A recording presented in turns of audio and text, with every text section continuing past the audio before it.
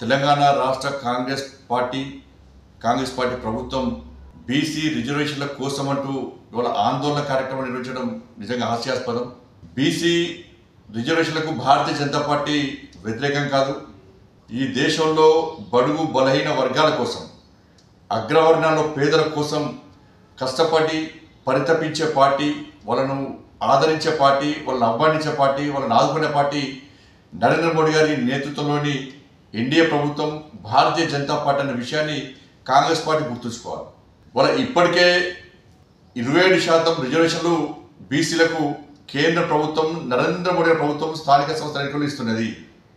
కేవలము కాంగ్రెస్ పార్టీ ప్రభుత్వం ఇచ్చేది 5% మాత్రమే. 10% రిజర్వేషన్లు ముస్లింలకు ఇస్తున్నారు. 42% రిజర్వేషన్లో 10% ముస్లింలు, 5% మాత్రమే ఇలా బీసీలకు ఇస్తే దీన్ని బీసీ రిజర్వేషన్స్ అంటారా, ముస్లిం రిజర్వేషన్స్ అంటారా? కాంగ్రెస్ పార్టీ స్పష్టం చేయాలి. మీరు ఎన్నికల ముందు కామారెడ్డిలో జరిగిన బహిరంగ సభలో రాహుల్ గాంధీ గారి సమక్షంలో మీరు ప్రకటించిన బీసీ డిక్లరేషన్లో 10% ముస్లింలకు ఇస్తామని చెప్పి మీరు స్పష్టం చేసినారా? ఇవాళ మీరు ఇస్తానది బీసీ రిజర్వేషన్స్.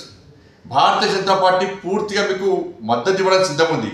ఎప్పుడంటే పూర్తి 42% బీసీలకే ఇవ్వాల్సిన బాధ్యత మీ మీద ఉంది. కామారెడ్డిలో మీరు ఇచ్చింది బీసీ డిక్లరేషన్, ముస్లిం డిక్లరేషన్ కాదు. కానీ ఇవాళ మీరు అమలు చేయాలనుకుంటున్నది ముస్లిం డిక్లరేషన్ అమలు చేసే ప్రయత్నం చేస్తున్నారు. అందుకే మీ వెంట బీసీలు వస్తలేరు.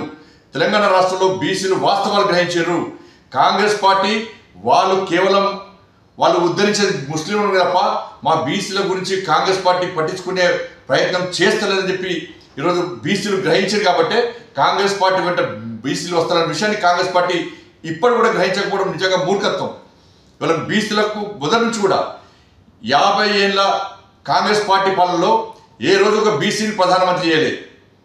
తెలంగాణ ఉమ్మడి ఆంధ్రప్రదేశ్లో కానీ, తెలంగాణ రాష్ట్రం ఏర్పడ్డాక కానీ ఏ ఒక్కరు కూడా ఇలా బీసీని ముఖ్యమంత్రి చేసిన సందర్భాలు లేవు. వాళ్ళ 27 మంది బీసీ ఎంపీలను మంత్రులు చేసిన ఘనత నరేంద్ర మోడీ గారి ప్రభుత్వాన్ని. వాళ్ళు అనేక మంది భారతీయ జనతా పార్టీ నాయకులకు, బీసీ నాయకులకు ఎంపీ టికెట్ ఇచ్చే ఘనత ఇలా భారతీయ జనతా పార్టీ.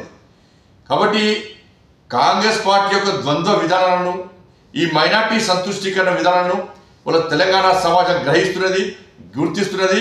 ఇవాళ మళ్ళీ మేము స్పష్టం చేస్తున్నాం, ముస్లిం రిజర్వేషన్లకు భారతీయ జనతా పార్టీ వ్యతిరేకం.